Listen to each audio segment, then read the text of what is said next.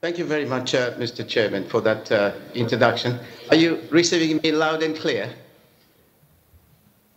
Yes, we can hear you loud and clear. Thank you very much indeed.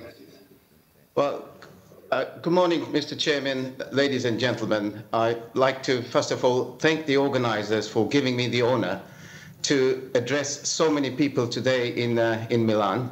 It's very unfortunate that I wasn't able to travel. I went to the airport yesterday, and the airport was completely full.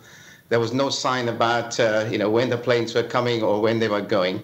So it was very fortunate that I had the opportunity to link up with you through this video link. What I'd like to do today is really to talk about the scenario of distribution in Europe.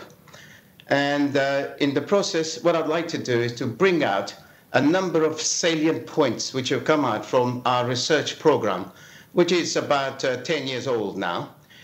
We've looked at the distribution issues in a number of countries around the world, and there are some very pertinent lessons. There are some very important points which I would like to bring out today. But before I talk about my presentation in general, I want to say something about the picture on the cover page of the presentation. That picture may imply that I'm using the patterns that one finds in Persian rugs or the rugs from other Middle Eastern countries. Well, this is not a picture of a rug. This is a picture of a new concept called fractals. The word fractals doesn't exist in the English language, or certainly it's not in the dictionary when I last looked it up. But it's a word which was invented by a French mathematician about 25 years ago. And what fractals do is to convey a sense of unity and at the same time a sense of continuous change. So at the surface, everything looks okay, everything has got a great pattern, and the patterns don't seem to change very much. But once you go below the surface, the patterns change quite radically. And my point today is really that the distribution landscape in Europe is changing and is likely to change for considerable time. So what I'd like to do today in my presentation is to develop two broad themes. Let me start with my first theme. My first theme is that the distribution landscape in Europe will move for the better in this decade. It will change, and it will change for the better, for better. And the reason why I think that is a number of them. But before I go into the reasons, let me just paint a picture of what the distribution landscape looks like now in Europe. First of all, if we look at the share of households in the total amount of assets under management in Europe, one thing stands out very clearly, and that is that households account for a majority of assets in asset business. The second thing that really sticks out is that the share of households has been declining. For example, it was about 48% in 2003, and it reduced to 37% in 2008. And our latest figures show that that figure has gone down to 35% this year. So there has been a secular decline. And there are two sets of reasons for that. One of them relates to what has been happening in the investment area. The second set of reasons apply to what has been happening in the distribution space. Let me start with the investment area. Okay, so we had two of the four worst bear markets of the last 100 years taking place in the last 10 years. So last 10 years have been very unusual.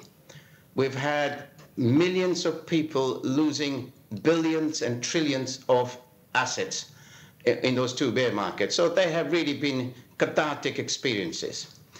But under the force of those bear markets, something fundamentally has been happening in the investment space. And those changes are manifested in three specific respects. First, the long-term buy and hold strategy has not been working because equity risk premium has been exceeded by the premium on bonds and premium on cash over a much longer period. So people are questioning the worth of equity investment. The second change really relates to barbelling approach.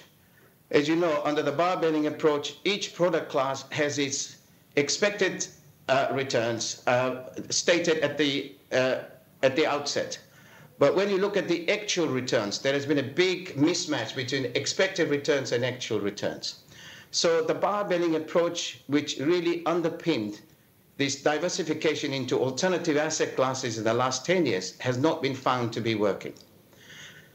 And the final thing which hasn't been found to be working is correlation, of course, because we were led to believe that a large number of products which were launched in the early part of the last decade were going to deliver uncorrelated absolute returns. Those products turned out to have far higher correlation with one another and with other asset classes than clients were led to believe. So barbelling wasn't working, buy and hold wasn't working, and correlation wasn't working. So something fundamental has been going on in the investment landscape. But that's not the only problem.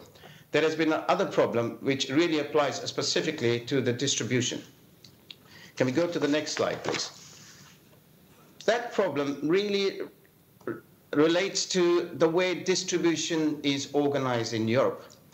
Now, if we look at that slide, one thing is very clear. Banks dominate distribution channels in all the countries apart from UK. In UK, the biggest channels are independent financial advisors, or IFAs as we call them. But the problems that relate to banking channels are very similar to problems that relate to every other channel, including the IFA channel. And the problem is this, that clients get a raw deal from the current distribution landscape. Can we go to the next slide, please? Why do clients get a raw deal? And I've identified a number of causes of that.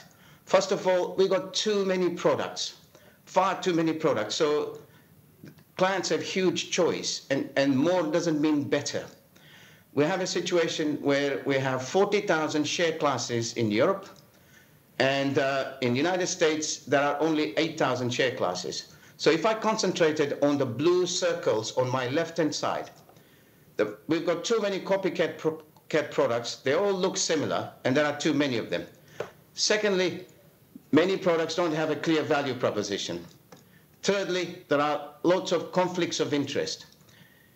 Distributors buy funds from fund managers who give them the highest upfront commission or the highest trail commission.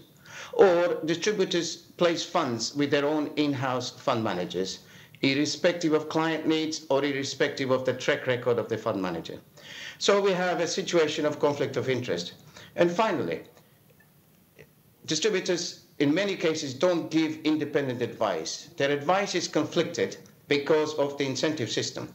Now, as a result of all these causes which are expressed in the blue circles, we end up with the consequences which are given in the green circles, which is that we do not have significant innovation, there isn't enough transparency, charges are too high, returns are too low, and the service quality is not really that good.